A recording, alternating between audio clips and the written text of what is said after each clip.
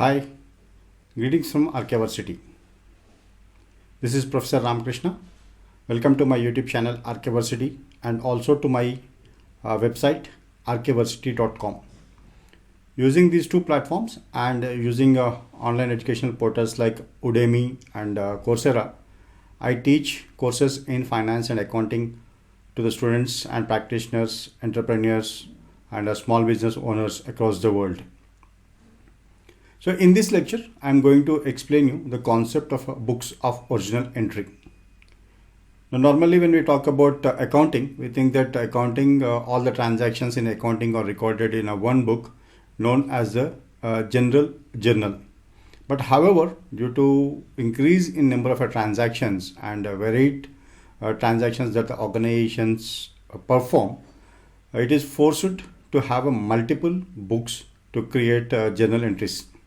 Now imagine a scenario like Amazon, which sells thousands of products and hundreds and thousands of transactions every day.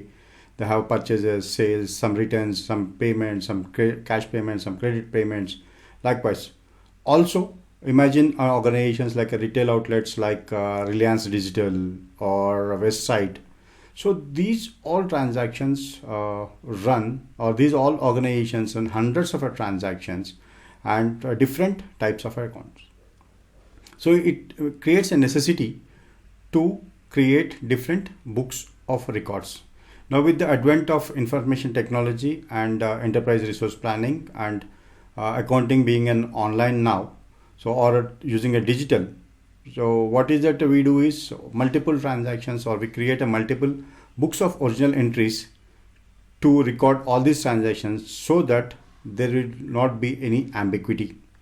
Furthermore, this will also help us to know exactly or to maintain a seamless accounting transactions. So I'll take you to my OneNote where I'll show you what are the different transactions and different types of books of original entry. And these original entry books which I mentioned here are very limited. In real time there will be much more. But just to have some understanding on what are the different types of books of original entry, this lecture will help you out. Organizations run multiples of business transactions. Let us take example of simply say purchases. So these purchases may be of a cash purchase, then they have a credit purchases. Then from these purchases again, they may have a returns, or they may take a discount on these purchases. Likewise, similarly, you have a sales further divided into cash sales, credit sales, then sales returns, then discounts allowed.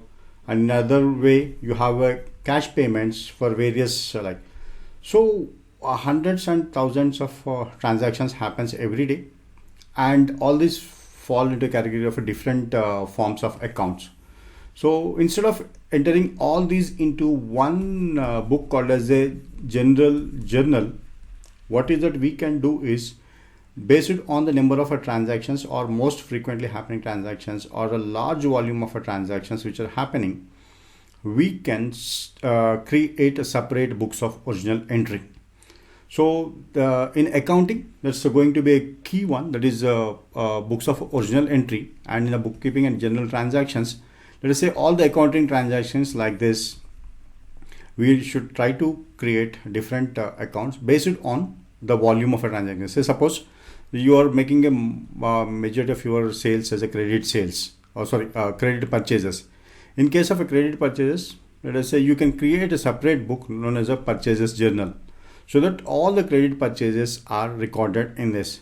Similarly, you have a purchase returns. So all purchase returns, you can create another book of original entry known as a written outwards journal. So when you're talking about purchase returns, it is a written outwards, because when you're making a purchase, so goods are coming in from your suppliers, so you are returning them. So this is a written outwards. Then if you're making a credit sales, large volume of a credit sales, then we have to create a book of original entry for sales journal. Then sales returns, so this is a written inwards, because in sales as an organization, you are selling a goods to your customers. So when they were returning it, so this is a sales return. So we can create a separate book of original entry for sales returns. Similarly, for a cash payments, we can have a cash payment journal. All the cash payments, whether say that you in an organization you have a multiple of transactions for which you make a payments of a cash. So suppose let us say you have a cartage to be paid. This is an expenditure.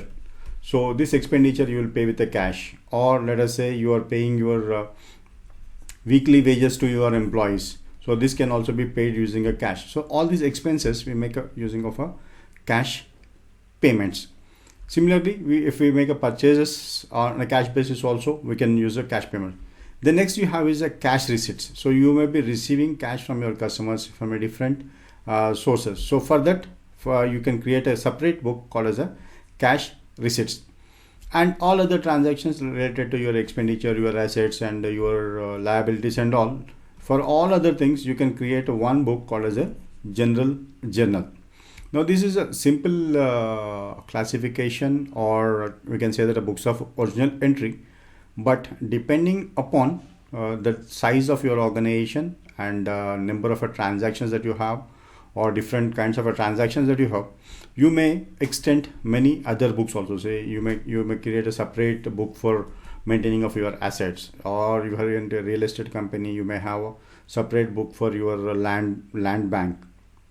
Likewise, multiple books of original entries can be created, but the core idea is that should depends upon the number of transactions or the volume of transactions that you are doing under particular account or a head. So here we can say that purchase credit purchase means this is a credit purchases account, then your purchase returns is a separate account. So in such a scenario, we can extend the number of books of original entry, and so that we can minimize the burden on general journal. So this is a brief lecture on books of original entry and how is that you can create a different books of original entries based on the number of transactions and volume of transactions.